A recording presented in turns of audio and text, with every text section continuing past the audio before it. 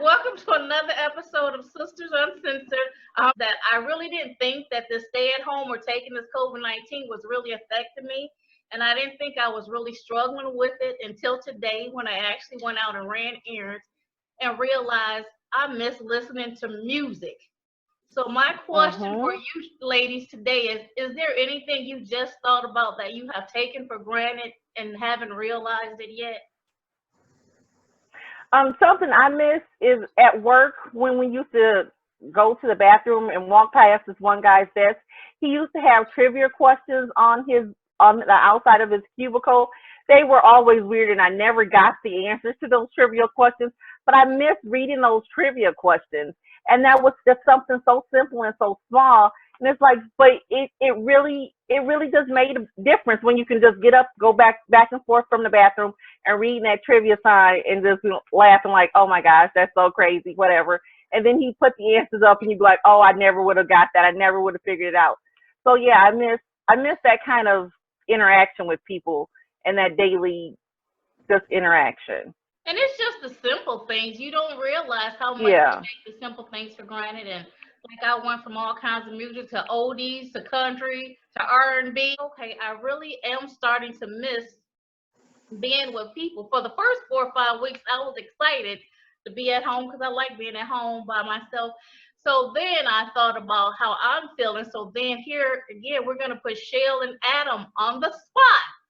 Do you think the stay at home since you've been off work has that enhanced your relationship or is it starting to hinder your relationship? Ooh, good Um, one. oh yes, that is a good one.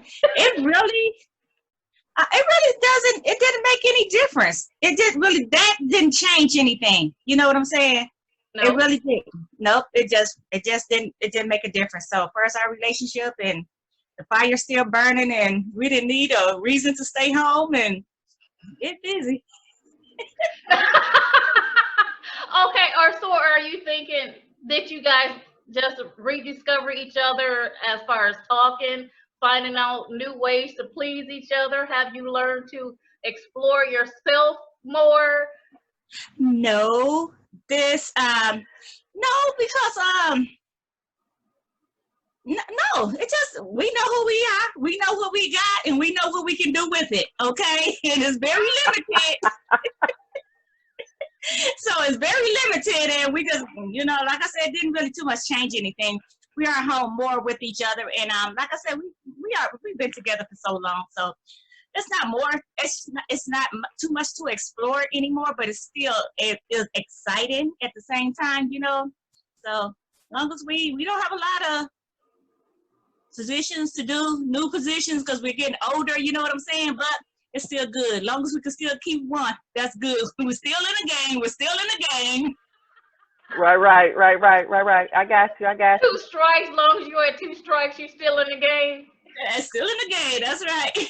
So then I was thinking about, what about couples who don't live together, long distance relationships? And I can see, like, if your mate was in the military, you're used to being apart, so it wouldn't be a bigger issue if you guys were in a relationship, but you had to stay at home apart.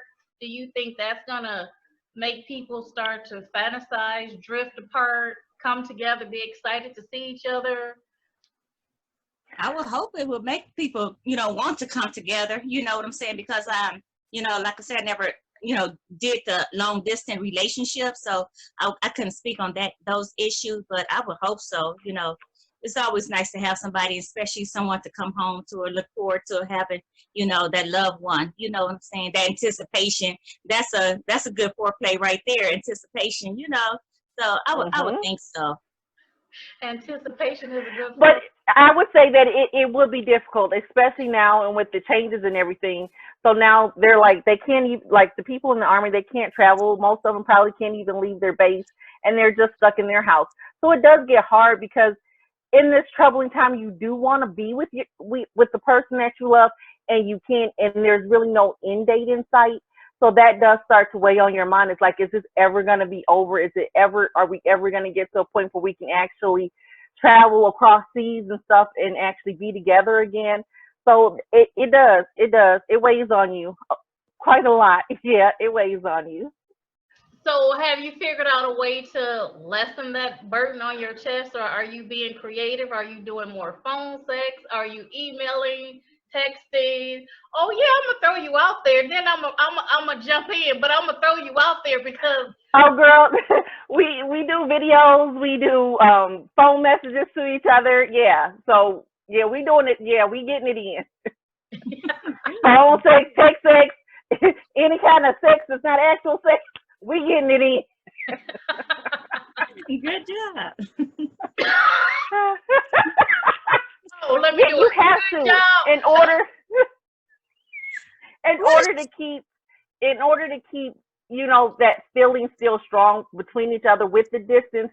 You have to do things like that, and it's really about communicating. You have to let them know if something bad or good is happening in your life. If something comes up in the spirit of the moment, you have to communicate that with them and letting them know. And it's hard if something kind of tragic happens and you have a hard time talking about it and you don't communicate that with your spouse that's so far away, and they can sense that something's wrong. That makes them more on edge, and that will cause a drift between the two of you.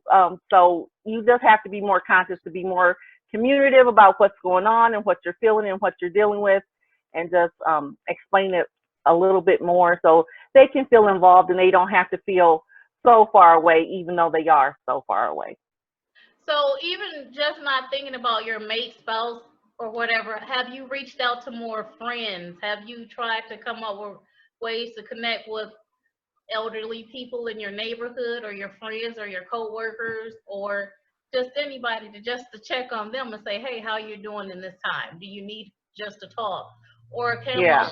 like some people are putting hearts in their windows. Have you taken that step? I did drop off some essential workers at the CVS drugstore today, just for thanking them for filling our mother's prescription. They did love them. So are you even making an effort to just be kinder to people? Yes, definitely trying to be kinder. And I requested some of those buttons to put out on my door for the people that DoorDash to me. I want to thank them for their service, for bringing us food, and for keeping us going while we're all trying our best to stay at home and get this virus under control. We're doing our parts by staying at home. So I just want to thank the workers that do have to be out there, that are doing a great job and keeping me fat and full. Yes, I am. I know. And then our sister Gwen, who works at Walgreens in the pharmacy department, so she is apparently an essential worker. So they're keeping her out, so she can't join us as much. But so we want to keep her in our prayers so she can stay safe, stay healthy, and continue to give the community their medication. Yeah. Exactly. Shout out to our sister Gwen. Yes, definitely. And all of the essential workers